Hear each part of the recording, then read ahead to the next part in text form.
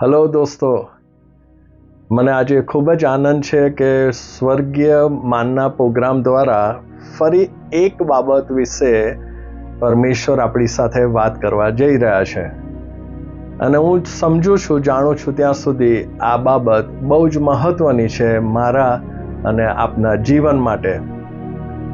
આજે આપણે વાત કરવા માંગીએ છીએ પ્યારો કે બે બાબતો માટે આપણે હંમેશા તૈયાર રહેવાનું છે. પ્રભુ ઈસુનું આગમન અને આ પૃથ્વી પરથી આપણે પાછા ફરવાનું છે. બાઇબલ એવું કહે છે, સભા શિક્ષકમાં અને બાઇબલમાં લખ્યું છે, જે જન્મે છે તે મરે છે, જે ઉગે છે તે કરમાય છે, નાશ પામે છે.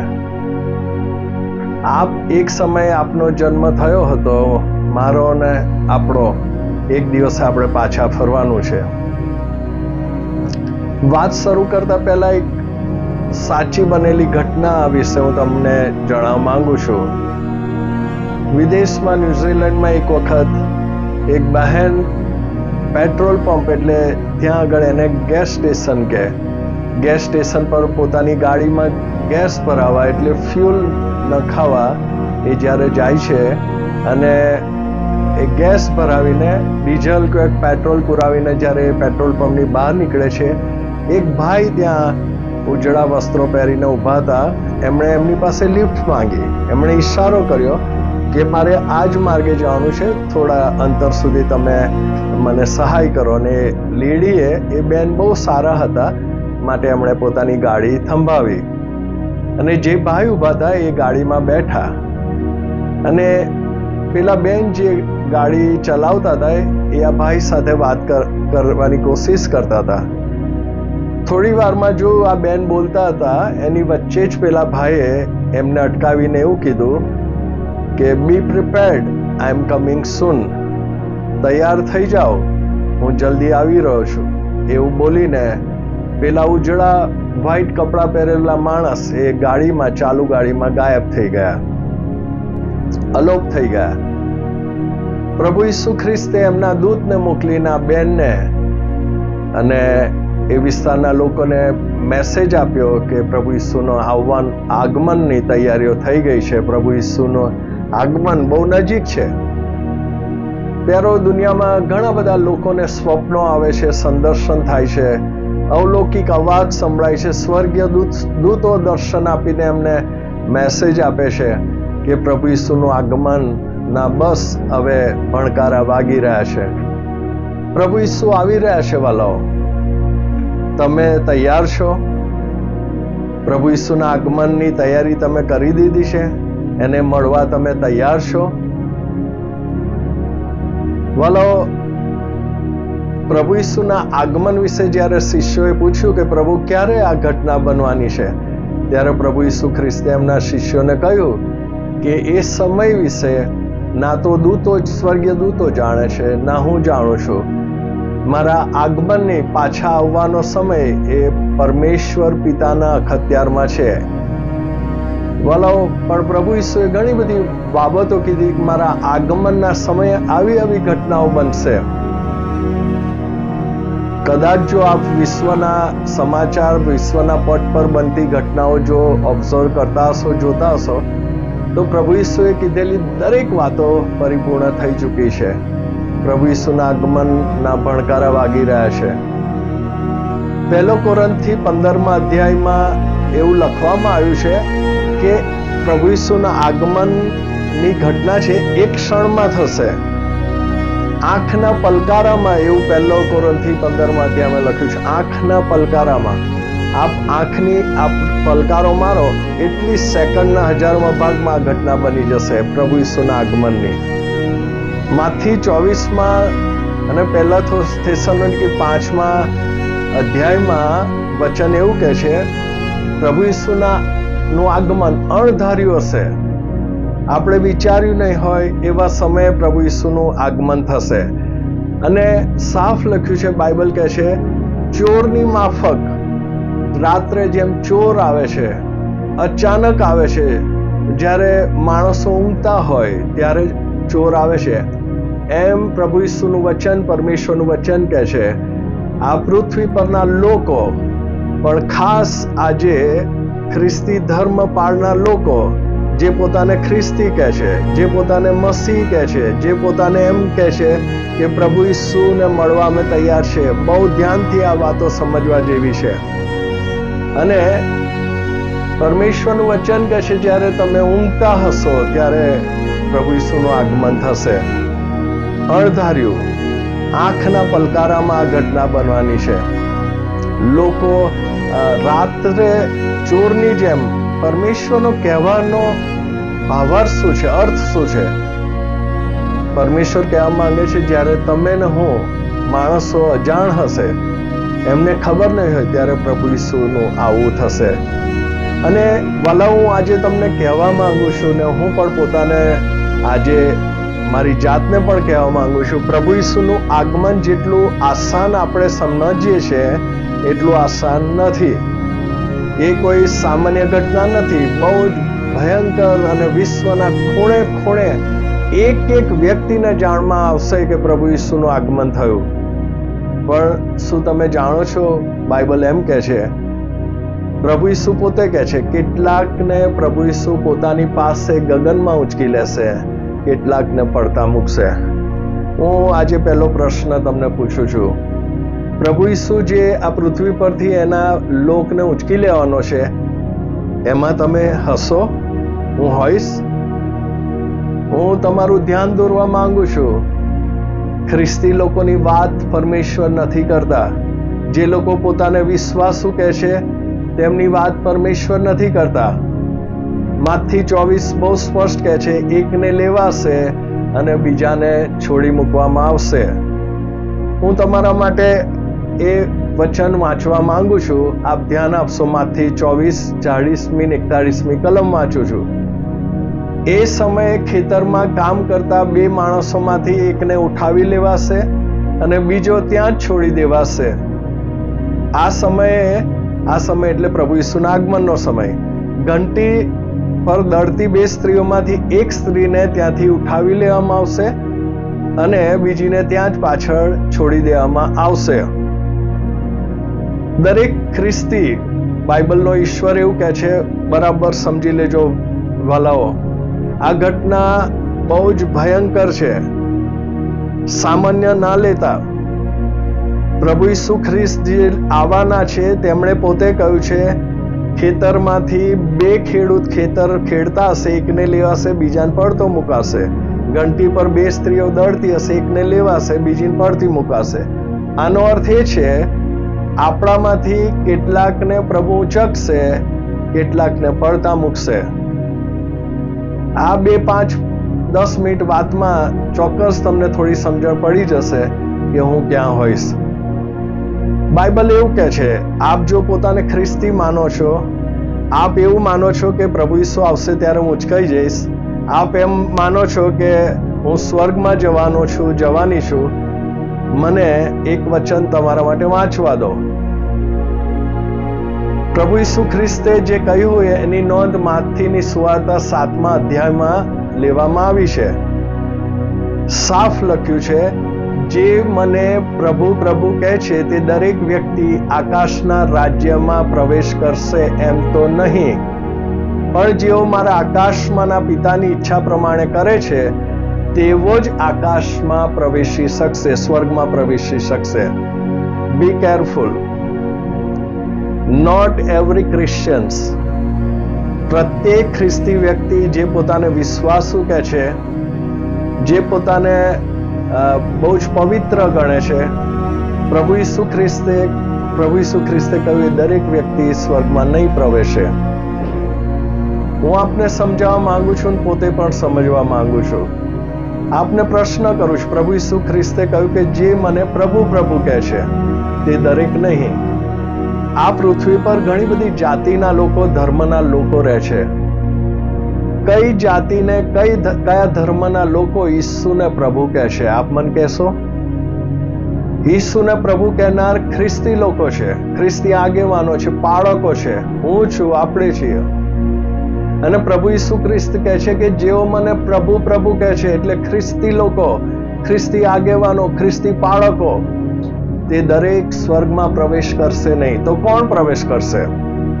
પ્રભુ ઈસુ ખ્રિસ્ત કહે છે, પરંતુ જે વ્યક્તિ આકાશમાંના બાપની એટલે પિતાની ઈચ્છા પ્રમાણે જીવે છે, તેમની આજ્ઞાઓ પાળે છે, તે જ આકાશમાં પ્રવેશશે. હું પરમેશ્વરની સેવા કરું છું એનો મતલબ એ નથી કે સ્વર્ગમાં પ્રવેશવાનો અધિકાર મને મળી ગયો છે. મારું જીવન એ નક્કી કરશે કે હું પ્રવેશ કરી શકીશ કે નહીં કરી શકું. મારી અંદર પરમેશ્વર પિતાનો ભય ને બીક છે કે નહીં. હું જે પણ જીવન જીવું છું, દરરોજ કામો કરું છું, સેવા કરું છું, એમાં શું પરમેશ્વરનો ભય મને છે? પરમેશ્વરની ઈચ્છા પ્રમાણે હું જીવન જીવી રહ્યો છું, તો જ સ્વર્ગમાં પ્રવેશ છે. હું આપને ચેતવણી આપવા માંગુ છું વાલાઓ, પ્રભુ પ્રભુ કહેનાર દરેક ખ્રિસ્તી વ્યક્તિને પ્રભુ ઈસુ ઉંચકવાનો નથી, પડતા મૂકવાનો છે. એ પડતા મૂકવાના લિસ્ટમાં તમારું નામ હોઈ શકે છે. શું તમે વાંકા ચૂકા રસ્તા પર ચાલી રહ્યા છો?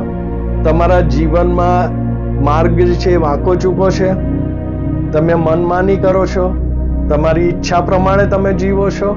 પરમેશ્વરનો ભય છે તમને?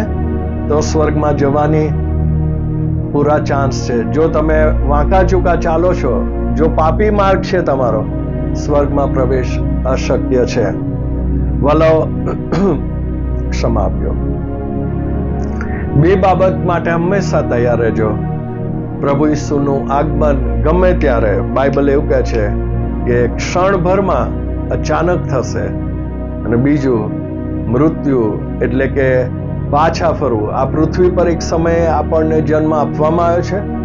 આપને મને ખબર હોવી જોઈએ કે પાછા ફરવાનું નક્કી છે. સભા શિક્ષક કહે છે, જે જન્મે છે તે મરે છે, જે ઉગે છે તે કરમાય છે. આપને અને મને જન્મ મળ્યો છે. એક દિવસ ચાહે આપણે ગમે તેટલા સારા હોઈએ કે ગમે તેવા હોય, આપણે પાછા ફરવાનું જ છે. આ વ્યવસ્થા પરમેશ્વરે કરી છે. અને બાઇબલ એવું કહે છે કે મર્યા પછી, મૃત્યુ પછી દરેકે પોતાના જીવનનો હિસાબ આપવાનો છે. ન્યાય થશે આપણો, કોઈને બક્ષવામાં નહીં આવે. જેણે આ જીવન જેવું જીવ્યા હશે એવો એનો ન્યાય થશે. મૃત્યુ પણ આંખના પલકારામાં થશે વાલાઓ. એક સાક્ષી આપવા માંગુ છું, 2-3. એક જુવાન દીકરી કોર્ટમાં નોકરી કરતી હતી. સવારે મમ્મીને કહ્યું, મમ્મી મારું ટિફિન ભરો, હવે હું નોકરી પર મારી ઓફિસ કોર્ટમાં જઉં. મમ્મી કીધું, બસ બેટા 2-3 મિનિટ હું ગરમ ગરમ રોટલી તારી ઉતારું ને પછી ટિફિનમાં ભરું એટલે તું નીકળ. દીકરીએ કહ્યું, મમ્મી ત્યાં સુધી હું થોડી પલંગ પર સોફા પર આડી પડીને હું થોડો આરામ લઈ લઉં, આખો દિવસ મને આરામ નહીં મળે. મમ્મીએ કીધું, ઠીક છે બેટા. મમ્મીએ ટિફિન ભર્યું અને પછી દીકરીની પાસે આવીને કીધું, બેટા ટિફિન તૈયાર છે, ઉઠ, તને મોડું થયું છે. દીકરી પણ બેટાએ આંખો ખોલી નહીં. એ સોફા પર, એ પલંગ પર જ, નખમાં પણ રોગ નહોતો, ખૂબ તંદુરસ્ત છોકરી. જુવાનીની ઉંમરમાં આ પૃથ્વી એણે છોડી. એક બુઝુર્ગ ઇન્સાન, મારા મિત્રના અંકલ, એમના ઘરે મુલાકાત, આખું કુટુંબ આવ્યું. Hi hello, bye bye, tata, good night કરીને એ લોકો પોતાના ઘરે ગયા. અને પપ્પાએ કહ્યું, બેટા ચલ તું ખાવાનું ગરમ કર, પછી આપણે જમી લઈએ. અને આખું કુટુંબ એટલે મમ્મી, પપ્પા અને દીકરી ડાઇનિંગ ટેબલ પર બેઠા જમવા. દીકરીએ બધું ખાવાનું ગરમ કરીને ટેબલ પર સજાવ્યું, ગોઠવ્યું. પછી દીકરીએ કહ્યું, પપ્પા પ્રાર્થના કરાવો પછી જમીએ. જ્યારે બધા આમેન બોલ્યા, પપ્પા પણ બોલ્યા આમેન. આંખો ખોલી તો દીકરીને એના મમ્મીએ જોયું કે પપ્પાનું માથું તો પ્લેટની અંદર, થાળીમાં ઢળી પડ્યું હતું. બૂમા બૂમ થઈ. ડોક્ટરને બોલાવવામાં આવ્યા. ડોક્ટરે કહ્યું, આઈ એમ સો સોરી, હી ઇઝ નો મોર. એ હવે પૃથ્વી પર હયાત નથી. એક બેન અને હસબન્ડ વાઈફ સબ્જી મંડીમાં શાકભાજી લેવા ગયા. અને પત્નીએ કહ્યું, તમે અહીંયા ઉભા રહો, હું શાક લઈને આવું. અને પત્ની શાક લઈને આવી એટલે કીધું એમના હસબન્ડને, ચાલો આપણે ઘરે જઈએ. હસબન્ડે સ્કૂટર સ્ટાર્ટ કર્યું, પછી એક વખત પૂછ્યું, તો ચાલીએ, જઈએ? જવાબ મળ્યો નહીં. 2-3 વખત પૂછ્યું. હસબન્ડે પાછળ વળી સ્કૂટર પર જોયું, એમના પત્ની નહોતા. આ બાજુ જોયું તો એમના પત્ની નીચે રોડ પર પડ્યા હતા. દોડાદોડ થઈ ગઈ, મોટું ટોળું ભેગું થઈ ગયું. એમ્બ્યુલન્સમાં હોસ્પિટલ લઈ જવામાં આવ્યા. ડોક્ટર કીધું, સોરી, તારી પત્નીને હું બચાવી ના શક્યો. એ ત્યાં રોડ ઉપર જ એક્સપાયર થઈ ગયા હતા. વાલાઓ, જીવનની અંતિમ ક્ષણ, તમારું મારું હૃદય જે ધબકે છે ગમે ત્યારે બંધ થઈ જશે. બે બાબત વિશે પ્રભુ આજે આપણને ચેતવણી આપે છે. બેમાંથી એક ઘટના ગમે ત્યારે પહેલી બનશે. પહેલું, કાં તો પ્રભુ ઈસુનું આગમન ક્ષણમાં, કાં તો તમારું ને મારો ને તમારો પ્રાણ નીકળી જવો, એટલે પાછા ફરવું પૃથ્વી પરથી એક ક્ષણભરમાં થશે. તમારે આ પૃથ્વી પરથી જ નક્કી કરવાનું રહેશે, મારે તમારે, કે આપણે અંતિમ સ્થાન એટલે કે સ્વર્ગમાં જવું કે નર્કમાં જવું.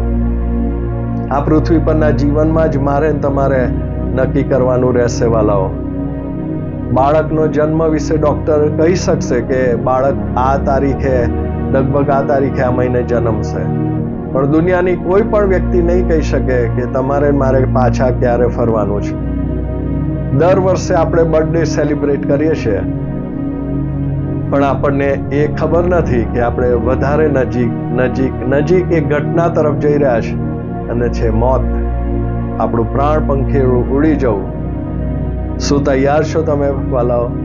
આફ્ટર ડેથ, મરણ પછી આપ ક્યાં જશો? આ પૃથ્વી પરના જીવનમાં જ તમારે અંતિમ ડેસ્ટિનેશન, અંતિમ સ્થાન તમારે નક્કી કરવું પડશે, મારે નક્કી કરવું પડશે. અહીંયા જેવું જીવન જીવીશું એવું અંતિમ સ્થાન નક્કી થશે. વાલાઓ, આગલું મુકામ, આગલું સ્થાન એ તમારે નક્કી કરવાનું રહેશે. એક વખત એક મહાન જ્ઞાની, એટલે ફિલોસોફર જે હતો, જ્ઞાની માણસ, બહુ જ બુદ્ધિશાળી, એના મિત્રએ જ્યારે એ ફિલોસોફર પોતાના ડેથ બેડ પર, એટલે મરણ શૈયા પર, બસ મરણની નજીક હતો, ત્યારે એના મિત્રએ આવીને ધીમે રહીને એમને પૂછ્યું કે ડિયર ફ્રેન્ડ, મરણ પછી આપણે ક્યાં જઈશું? આટલો બધો જ્ઞાની માણસે એને જવાબ આપ્યો, વી નેવર નો, આપણે નથી જાણતા આપણે ક્યાં જવાનું છે. પણ તમને પરમેશ્વરે કીધું છે કે આંખ અહીંયા બંધ થયા પછી એક દુનિયામાં આંખ ખુલવાની છે, અને એ જગ્યાને માણસો અને પરમેશ્વરનું વચન એ જગ્યાને એ રીતે ઓળખાવે છે, સ્વર્ગ અને નર્ક. આપ ક્યાં જશો વાલાઓ? એ બહુ જ જ્ઞાની માણસ પાસે ઘણું જ્ઞાન હતું, પણ મરણ પછી ક્યાં જવાનું એને ખબર નહોતી. પણ આકાશ અને પૃથ્વીના માલિકે તમને ને મને કહી દીધું છે, આ જીવન જે જીવશે એવું એનું અંતિમ સ્થાન નક્કી કરવામાં આવશે. શું તમે તૈયાર છો? તમારું અંતિમ ડેસ્ટિનેશન, આ જીવન પછી તમારે ક્યાં જવાનું છે? પ્રભુ ઈસુ કહે છે, જે મને પ્રભુ પ્રભુ કહે છે તેઓ દરેક સ્વર્ગમાં નહીં પ્રવેશે. ખ્રિસ્તી લોકો, ખ્રિસ્તી બાળકો, આગેવાનો, હું, આપણે બધા જે ઈસુને પ્રભુ પ્રભુ કહે છે, સાફ સ્વર્ગના માલિકે કીધું, જીવનદાતાએ, એ બધા સ્વર્ગમાં નથી આવવાના. એનો મતલબ આપ અને હું, આપણામાંથી ઘણા ઓછા સ્વર્ગમાં જશે, બીજાને પ્રભુ પડતા મૂકશે. આપ તૈયાર રહેજો. બે બાબત માટે તૈયાર આપે રહેવાનું છે. એક, પ્રભુ ઈસુના આગમન ક્ષણભરમાં, પલક મારતા જ, આંખના મિચકોરામાં ઈસુ આવશે. અને બીજું, આપણું પ્રાણ પંખેડું સેકન્ડના 1000મા ભાગમાં આ જીવ નીકળી જશે, પછી કોઈ તક નહીં મળે. આ જીવન જ એક તક છે. માર્ગોને સુધારી લઈએ, સીધા માર્ગમાં ચાલીએ, આકાશમાંના બાપની ઈચ્છા પ્રમાણે આપણે જીવીએ, ખરાબ કામોને છોડી દઈએ વાલાઓ, તો જ સ્વર્ગ શક્ય છે. ખ્રિસ્તી ધર્મ તમને છેતરી જશે. હું આજે વોર્નિંગ આપું છું તમને. જેમ મને ઘણાને ખ્રિસ્તી ધર્મે છેતરી નાખ્યો, એમ તમને મને છેતરશે. ખ્રિસ્તી ધર્મ મૂકીને પરમેશ્વરની વાતો તરફ ધ્યાન આપજો. પ્રભુ ઈસુ ખ્રિસ્તી ધર્મના લોકોને લેવા નથી આવી રહ્યો, એના પસંદ કરેલા આકાશમાંના બાપની ઈચ્છા પ્રમાણે જીવતા લોકોને લેવા આવી રહ્યો છે. આકાશમાંના બાપની ઈચ્છા પ્રમાણે જીવતા લોકો, આજ્ઞા પાલન કરતા લોકોને લેવા આવી રહ્યો છે. બી કેરફુલ વાલાઓ. આવો, હું તમારા માટે પ્રાર્થના કરવા માંગુ છું. મારી સાથે વિશ્વાસથી આંખો બંધ કરશો અને આ પ્રાર્થના તમે સાંભળશો અને હૃદયથી આનો સ્વીકાર કરશો. પ્રાર્થના કરી વાલાઓ, આંખો બંધ કરશો. આકાશમાંના અમારા પિતા, અમારા મસીહા અને તારણહાર ઉદ્ધાર કરતા પ્રભુ ઈસુના નામમાં અમે તમારી પાસે આવીએ છીએ. હું કબૂલ કરું છું, મેં અહીંયા પ્રભુ જે વાલાઓ આ પ્રોગ્રામ સ્વર્ગીય માનના દ્વારા પ્રભુ તમારું વચન સાંભળી રહ્યા છે, અમે બધાએ અમારા મા બાપ, મિત્રો, સંબંધીઓ, બાળકોએ, અમારા વીતી ગયેલી પેઢીઓના લોકોએ પણ પુષ્કળ અપરાધો અને પાપો કર્યા છે. અમારા માર્ગો સીધા નથી પ્રભુ, વાંકા ચૂકા છે, ટેડા મેળા છે પ્રભુ. આજે હું પ્રાર્થના કરું છું, મને અને અમને માફીની જરૂર છે પિતા. પિતા, હું પ્રાર્થના કરું છું 1 યોહાન 1:7-1:9 પ્રમાણે, 2:12 પ્રમાણે, પ્રભુ ઈસુના નામથી, પ્રભુ ઈસુના રક્તમાં, દયાળુ પ્રભુ, મને અને અવાલાઓ જેઓ પશ્ચાતાપ કરી રહ્યા છે, અમને માફ કરો, અમને માફ કરો. મારું ને અમારું જીવન પ્રભુ ઈસુ અમે તમારા હાથોમાં સોંપીએ છીએ. તમે અમારા હૃદયમાં આવો પ્રભુ ઈસુ. વિનંતી કરું છું, તમારું આજ્ઞા પાલન અમને શીખવો. તમારી આજ્ઞા પાલન કરીને, તમારું વચન કે છે જે મારા પર પ્રેમ રાખે છે તે મારી આજ્ઞાઓ પાળે છે. તમારી આજ્ઞાઓ પાળનાર, તમને આધીન રહેનાર આત્માને, આજ્ઞાઓ પાળનાર મન ને હૃદય મને અમને આપો. તમારા માર્ગોમાં ચલાવો પિતા. આ વાલાઓમાંથી જો કોઈ બીમાર છે તો મસીહ ઈસુના નામથી કહું છું, તેમના શરીરમાંથી, તેમના ઘરોમાં જ્યાં બીમારીઓએ પ્રભુ કબજો લીધો છે, પ્રભુ ઈસુના લોહીનું સામર્થ્ય વહેતું થાય. અને આજ સમયે પ્રભુ ઈસુ ખ્રિસ્તના નામથી હું બીમારીઓને ધમકાવીને કહું છું, જો કોઈ દુષ્ટ આત્માઓ છે, શૈતાન છે, શ્રાપો છે, આ જીવનોમાંથી, આ કુટુંબોમાંથી, મસીહ ઈસુના નામથી દુષ્ટ આત્મા, હું તમારી સાથે વાત કરું છું અધિકારથી. એ બીમારીઓ સાથે વાત કરું છું અને એ શ્રાપોને હું કહું છું, દુષ્ટ આત્માઓને, શૈતાનને, બીમારીઓને, એ દરેક બંધનોને ઈસુ મસીહના રક્તમાં માંથી 18:18 લૂક 10:19 પ્રમાણે હું બાંધું છું અધિકારથી. મારા પગ નીચે કચડીને અધિકારથી ધમકાવીને હું શૈતાનને, દુષ્ટ આત્માને, બીમારીઓને, શ્રાપોને, બંધનોને સમુદ્રના ઊંડાણમાં ફેંકી દઉં છું. હું અત્યારે જ કહું છું, be healed in the name of Jesus Christ, by the blood of Jesus Christ. Be healed, be healed, be healed. અત્યારે જ ચંગાઈ પામો, છુટકારો પામો, સાજાપણું પામો. મસીહ ઈસુના પવિત્ર નામથી શ્રાપોને હું તોડી પાડી નિષ્ફળ કરું છું મસીહ ઈસુના નામથી. પરમેશ્વરના હલવાનનું રક્ત અમારા પ્રાણ, આત્મા, શરીર, કુટુંબ પર, વિવાહિત જીવન પર, એક આશીર્વાદો પર, અમારા ખેતરો, ઢોરડાંગ, જે કઈ આશીર્વાદો મસીહ ઈસુમાં અમને મળ્યા છે તેની પર ઈસુનું લોહી છાંટી દઉં છું. મારા પ્રભુ ઈસુના નામની ને મારા પ્રભુ ઈસુની રક્તની સુરક્ષા આ વાલાઓ પર, અમારી પર હું જાહેર કરું છું. પ્રભુ ઈસુના નામથી મારી પ્રાર્થના છે પિતા, તમે પ્લીઝ સાંભળો અને માન્ય કરો. ઈસુ મસીહના નામમાં. આમીન, આમીન, આમીન. વાલાઓ, જરૂર તમે સાજા થયા છો. તમારા ઘરની પરિસ્થિતિઓ બદલાશે. તમે ચંગાઈ પામશો. કેન્સર હશે, HIV હશે, TB હશે, ગમે તે હશે, મસીહ ઈસુના પવિત્ર નામમાં એ જતી રહી છે. તમારી સાક્ષીઓ તમે અમારી સાથે શેર કરશો, જેથી કરીને અમે બીજા સુધી તમારી અદ્ભુત અનુભવની વાતો, એટલે ગવાહીઓ અમે બીજા સુધી પહોંચાડીશું.